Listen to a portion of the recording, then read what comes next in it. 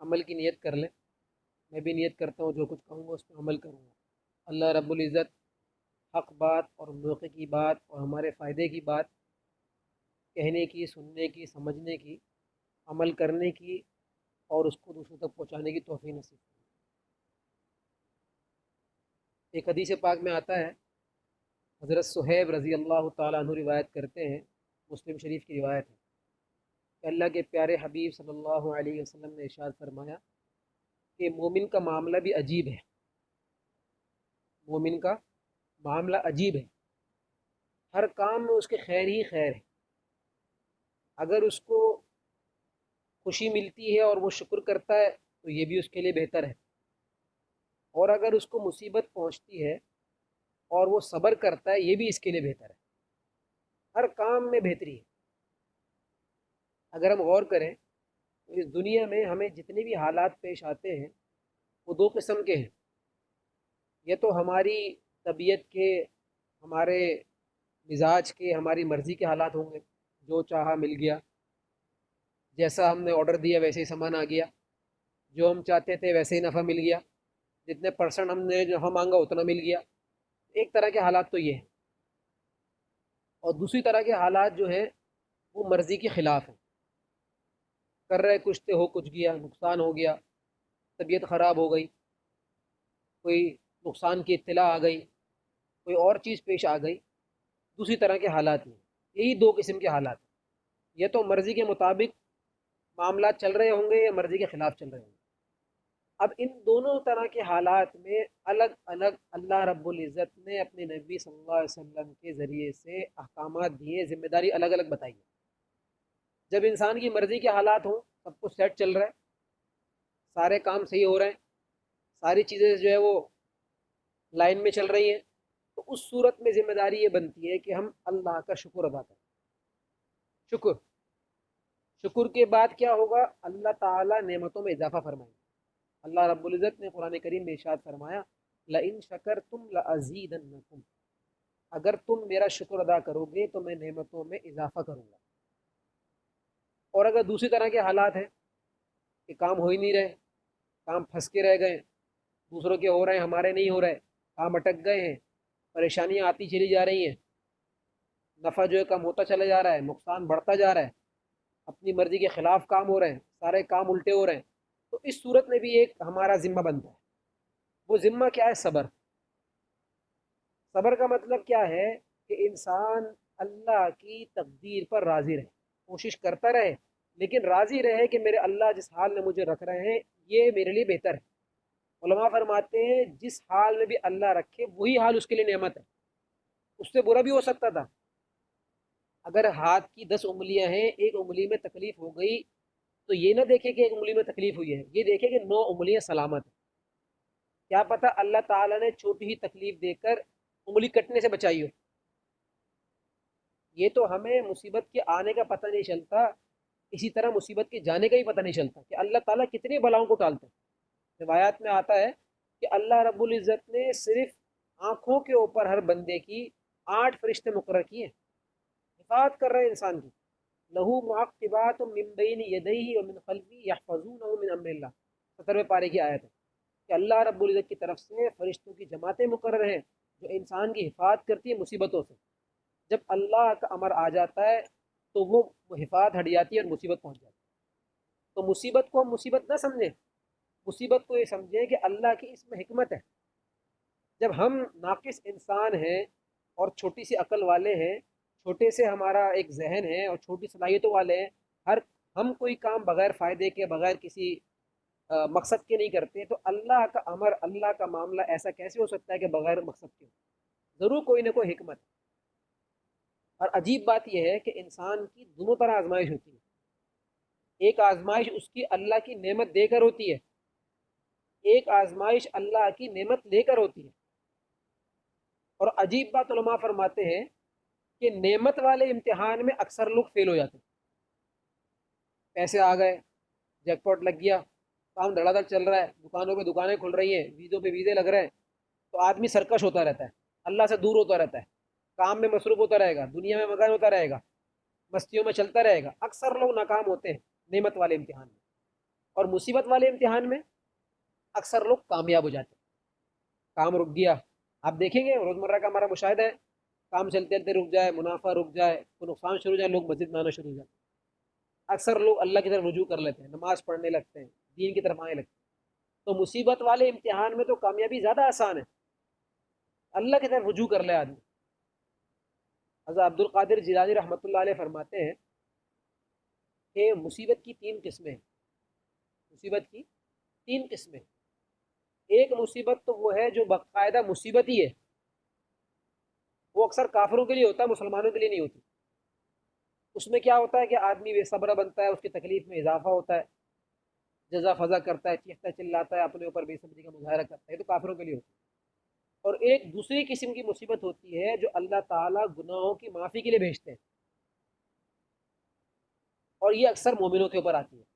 جب انسان صبر کرتا ہے، اللہ تعالیٰ کی تقدیر پر راضی رہتا ہے، تو اللہ تعالیٰ، کیونکہ احادیث میں روایت میں آتا ہے کہ اللہ تعالیٰ کسی بندے کو کوئی رتبہ دینا چاہتے ہیں، کوئی مقام دینا چاہتے ہیں، لیکن وہ بندہ اس قابل نہیں ہوتا کہ اس کو مقام دیا جائے، تو اللہ رب العزت مصیبت دے کے بہانہ بنا کے اس پہ صبر کے نتیجے میں اللہ تعالیٰ اس درجے تک پہنچا دیتا ہے.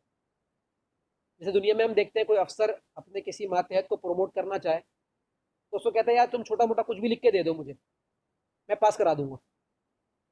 کوئی نہ کوئی وہی آفیشیل جو ہے فارمیٹ ہے، کچھ نہ کچھ جو ہے نا فارمل کاروائی تم میں کر دو، باقی میں کر دوں گا. تو اللہ رب العزت بھی اسی طرح معاملات کرتے ہیں، انسان پہ مصیبت بھیجتے ہیں، انسان تھوڑا سا صبر کرتا ہے تو اللہ رب العزت اس مقام تک پہنچا دیتا ہے. اور تیسرے نمبر پر جو مصیبت ہے، وہ مصیبت اللہ اپنے خاص بندوں پہ بھیجتے ہیں.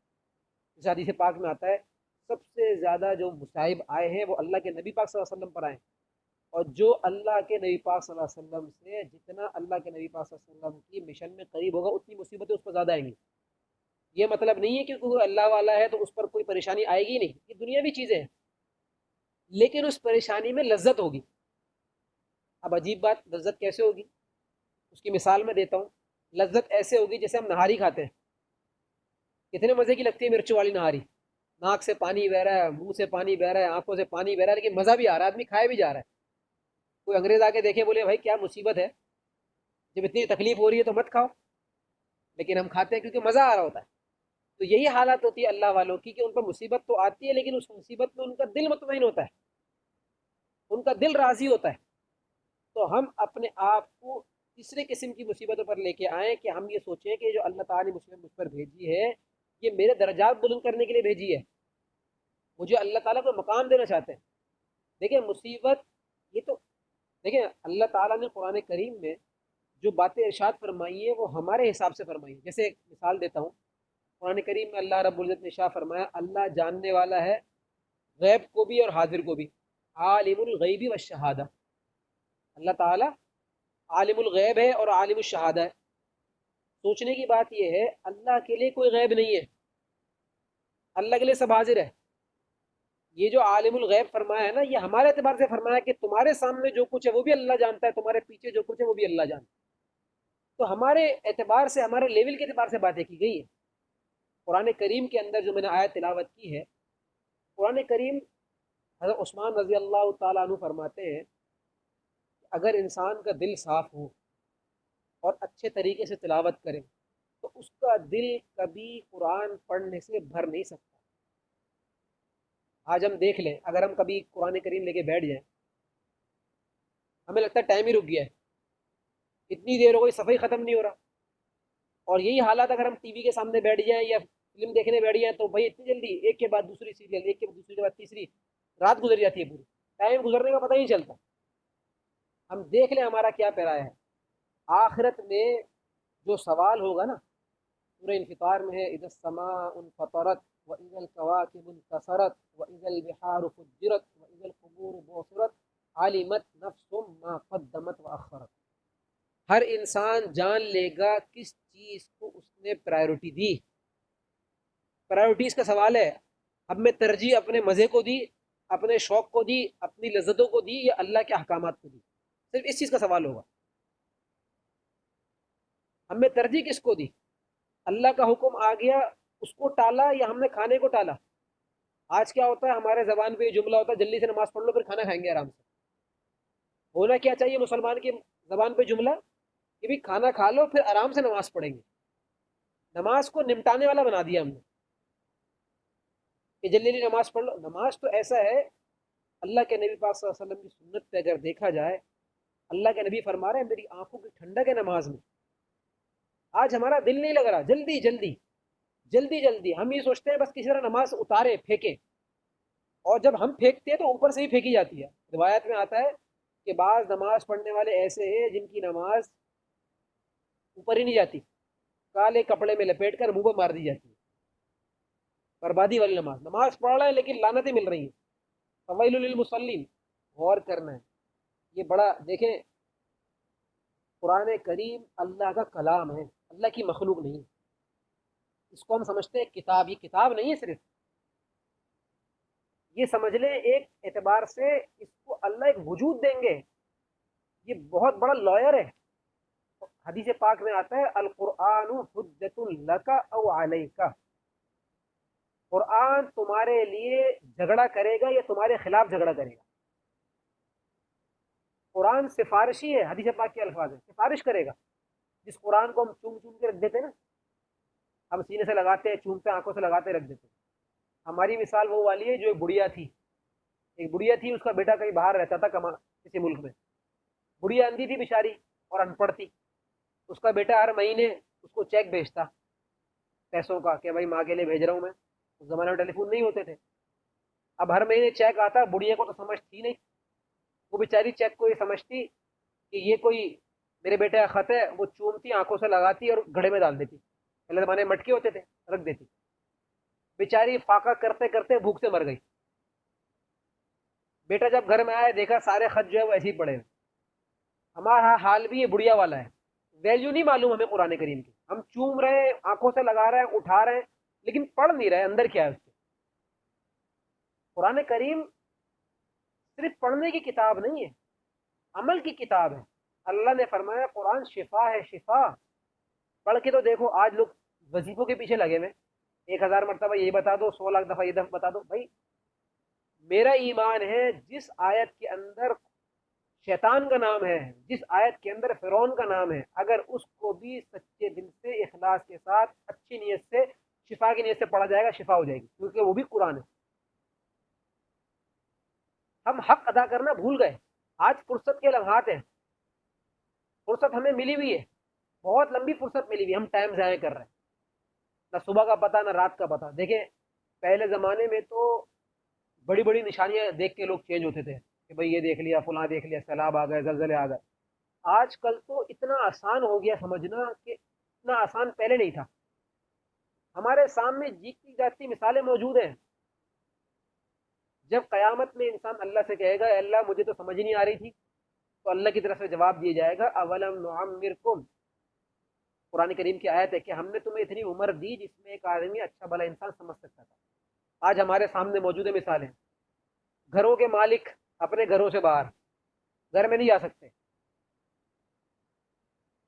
اچھے خاصے پیسے والے، ہر دنیا کی سہولت والے، اپنے باپ کے جنازے کو کندھا نہیں دے سکتے. یہ حالات ہمارے بھی ہوں گے. جس گھر کو بنانے کے لیے 30 30 سال لگا دیے، قسطیں بھر رہے ہیں، ایک ایک چیز بنا رہے ہیں، پردوں میں کمی نہیں چاہیے، ٹائلوں میں کمی نہیں چاہیے، شیشوں میں کمی نہیں چاہیے، گرل بھی ہونی چاہیے، شیشے بھی ہونے چاہیے، ٹائل بھی ہونے چاہیے، ہر ہر ایک ایک چیز جو ہے اعلیٰ ہونی چاہیے. آج اسی گھر میں جو ہے قید ہو گئے، بھاگنے کو دل کر رہا ہے، دل نہیں لگ رہا ہے. تو قبر جس کے لیے تو ہم نے کوئی تیاری نہیں کی، جس کے لیے ہم نے کچھ سامان ہی نہیں بھیجا، وہاں سے کہاں بھاگیں گے. دو قیدوں میں سے ایک قید کاٹنی لازمی ہے. یہ تو دنیا کی قید کاٹ لیں، دنیا میں پابندی والی زندگی گزار لیں، مرتے آزاد.